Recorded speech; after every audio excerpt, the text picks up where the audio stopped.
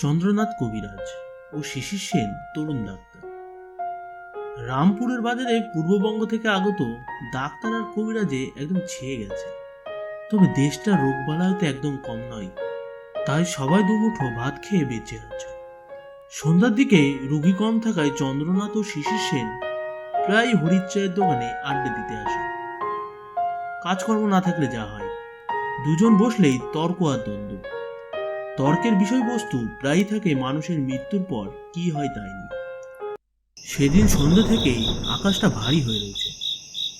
কখন যে বৃষ্টি নামবে কেউ বলতে পারে না। মাঝে মাঝে মেঘের গর্জন শোনা যাচ্ছে। এমন অবস্থায় চন্দ্রনাথবাবু বলে উঠলেন, আমাদের গ্রামে আগে একজন সাধু ছিলেন, তিনি ভূত নামাতে পারতেন। অনেকবার আমি তার সঙ্গে ভূত নামানো চক্রে উপস্থিত ছিলাম, নিজের চোখে অনেক কিছু দেখেছি।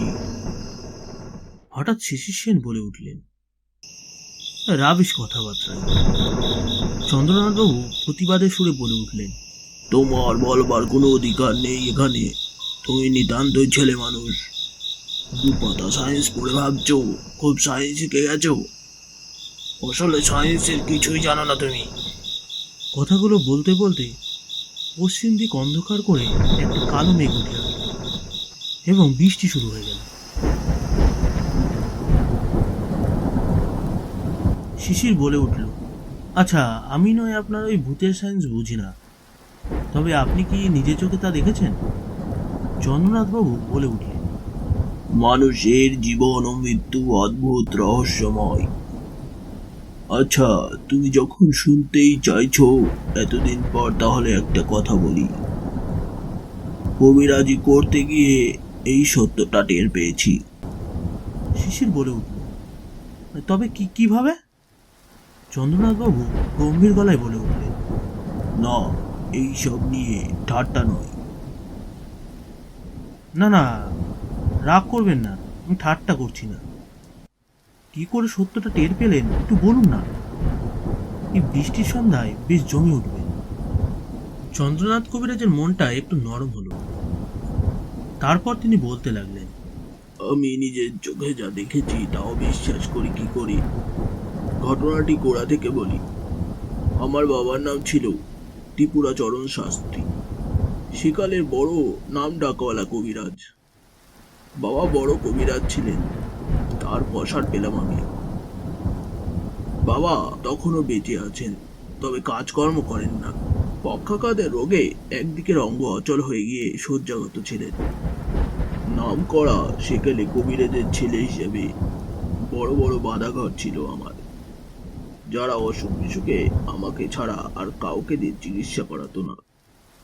রায়পুরের পাকরাশি জমিদার ছিলেন এমন একটি বাধাঘর। সেবার কার্তিক মাসে শেষে জমিদার হরিচরণ পাকরাশির ডাক পেলাম, তার ছেলের অসুখ। আমি গিয়ে দেখলাম ছেলেটির ভীষণ জ্বর, যাকে আপনারা বলেন টাইফয়েড। 15-16 বছর বয়স ছেলেটির। আমাকে জমিদার বাবু অনুরোধ করে বললেন, আপনাকে এখানে থাকতে হবে কবিরাজ মশাই, যা লাগে আমি তাই আপনাকে দেব, ছেলেকে বাঁচিয়ে দিন। আমি রুগী দেখে ভয় পেয়ে গেলাম। পেট ফাঁপা আর প্রচন্ড জ্বর, সব খারাপ লক্ষণই বর্তমান তার মধ্যে রয়েছে। বাঁচানো বড়ই কঠিন। ভগবান ধন্বন্তরীকে স্মরণ করে কাজে লেগে গেলাম। সেদিন সন্ধ্যার পর নারীর অবস্থাটা একটু ভালো হয়ে আসলো, পেট ফাঁপাটাও অনেকটা কমে গেল। আমি খানিকটা নিশ্চিন্ত হয়ে বিশ্রাম করতে গেলাম। রাত্রি 1 প্রহর পর। পাকরাশি জমিদারের বাড়ি দোমহলা। বাইরের মহলের মাঝখানে সদর দেউড়ি। এই দেউড়ি দুপাশে দুটো বৈঠকখানা। আমার বসার নির্দিষ্ট হলো বাঁদিকের বৈঠকখানার পাশে বড় কুঠুরিতে। চাদর পাতা দুটো বড় বড় তাকিয়া, চমৎকার বিছানা। খাওয়া দাওয়ার পর আমি বাইরে বসে অপেক্ষায় রোগীর বিষয়ে চিন্তা করলাম। কাল সকালে কি কি করা যাবে তা নিয়ে ভাবছিলাম। এমন সময় জ্যোৎস্না করলে তোমার দিয়ে একজন সাদা কাপড় পরা স্ত্রীলোক এইদিকেই আসছে দেখলাম। রাত তখন অনেক। এত রাতে একা কোন মেয়ে এদিকে আসছে বুঝতে পারলাম না। মেয়েটি এসে দেউড়ি দিয়ে বাড়ির ভিতর ঢুকে গেল। মিনিট 15 মধ্যেই আবার সে বার হয়ে মাঠের দিকে চলে যেতে লাগলো। আমি ভাবলাম, আমাদের বাড়ি থেকে যদি কোনো স্ত্রী লোক রুগীকে দেখতে আসে তবে এতে রাত্রে আসবে কেন, আর একাই বা আসবে কেন? ঘড়িতে তখন ঢং ঢং করে 12টা বেজে উঠল। এমন সময় বাড়ির ভেতর থেকে আমার ডাক এলো, রোগীর অবস্থা খুব খারাপ, শিগগিরই যেন যাই। আমিও তাড়াতাড়ি ছুটে গেলাম রোগীর শয্যার পাশে। সত্যি রোগীর অবস্থা এত খারাপ হলো কি করে?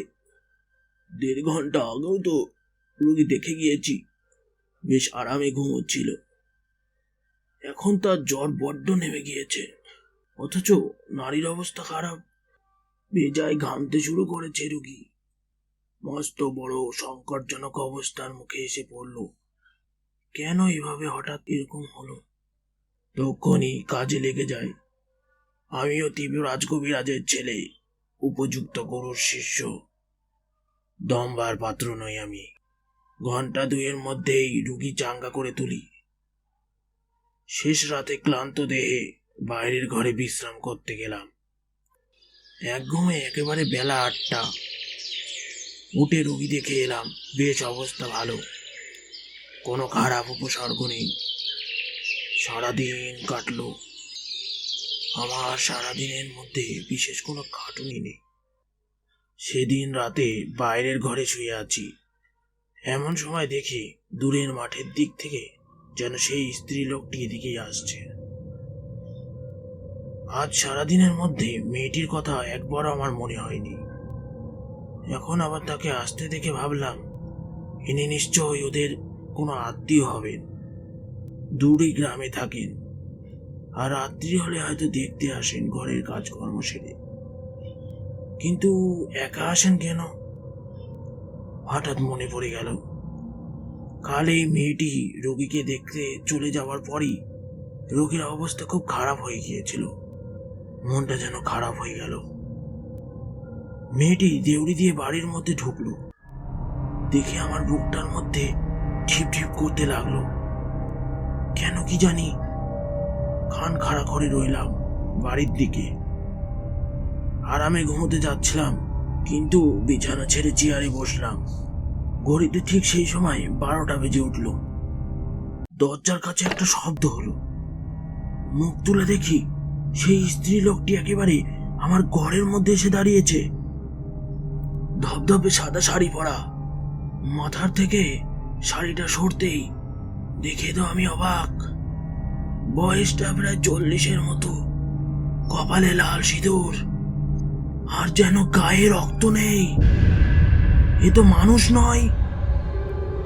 আমার মুখ দিয়ে কোনো কথা বেরোলো না। আগেই তিনি আমার দিকে তাকিয়ে বলতে শুরু করলেন, শোন, ওকে তুই কোনো মতেই বাঁচাতে পারবি না। ফিরে যা তুই এখান থেকে, ফিরে যা। আতঙ্কে আমার হৃদকম্পন বেড়ে গেল। তা সত্ত্বেও আমার মুখ দিয়ে অতি কষ্টে বেরোলো, কে কে- কে আপনি? আমার শরীর যেন ঝিমঝিম করে উঠল। তিনি একদৃষ্টে আমার দিকে চেয়ে বললেন, আগুন নিয়ে হেলা করিস না। আমি ওকে নিয়ে যাবই। ও আমার ছেলে। আমার মৃত্যুর পর ওর বাবা আবার বিয়ে করেছে, কিন্তু ওর সৎ মা ওকে একদম দেখতে পারে না। ওকে বহু অপমান করে, কিন্তু আমি সবই দেখতে পাই। আমার স্বামী অনেক কথাই জানে না, কিন্তু আমি সব জানি। আমি আমার ছেলেকে নিশ্চয় নিয়ে যাব। কাল রাতেই আমি ওকে নিয়ে যেতাম, তোর জন্য পারিনি। তুই চলে যা এখান থেকে। তুই ওকে কোনো মতেই বাঁচাতে পারবি না। আমার সাহসটা ফিরে এলো। হাত জোর করে বললাম, আমি বৈধ, আমার ধর্ম প্রাণ বাঁচানো। আমার ধর্ম থেকে আমি বিচ্যুত হব না কখনোই। তাতে আমার প্রাণ যায় সেও শিকার। আমি আপনাকে একটা কথা দিতে পারি, জমিদার বাবুকে আমি সব খুলে বলি। অসুখ সারবার পর তিনি ছেলেকে যাতে কোনো ভালো স্কুলে দিয়ে আসেন এবং অন্যত্র থাকার ব্যবস্থা করেন। এই যাত্রায় আপনি ওকে নিয়ে যাবেন না। যদি আবার ওর উপর এরকম অত্যাচার হতে দেখেন, তখন না হয় নিয়ে যেন। আমি আসবো না ওকে বাঁচাতে। দয়া করুন জমিদার বাবুকে, তিনি বড় ভালোবাসেন এই ছেলেকে। বেশ, তাই হবে। যদি কোনো ব্যবস্থা না হয় তবে সেবার আমি ওকে নিয়ে যাবই। এ কথা বলেই সেই মূর্তি মিলিয়ে গেল। সঙ্গে সঙ্গেই আমার ডাক এলো বন্দর থেকে, রোগীর অবস্থা আবার খারাপ হয়েছে। আমি তখনই ছুটে গেলাম। কাল যেমন অবস্থা ছিল আজও ঠিক তাই, বরং একটু বেশি খারাপ। ভোর পর্যন্ত পরিশ্রম করতে হলো রুগীকে চাঙ্গা করতে। সকালবেলা বাইরে যাওয়ার আগে জমিদার বাবুকে আমি ডেকে বললাম, কিছু মনে করবেন না জমিদার বাবু, আপনি এই ছেলেটিকে বাঁচাতে চান তো? জমিদার বাবু অবাক হয়ে বললেন, হ্যাঁ, তার মানে হচ্ছে এই, আপনি জানেন না ওই ছেলেটির উপর ওর সৎ মা বড় অবিচার করেন। কাল ওর মৃত মা আমার কাছে এসেছিলেন। শুনুন তবে। তারপর সব কথা আমি তাকে খুলে বললাম।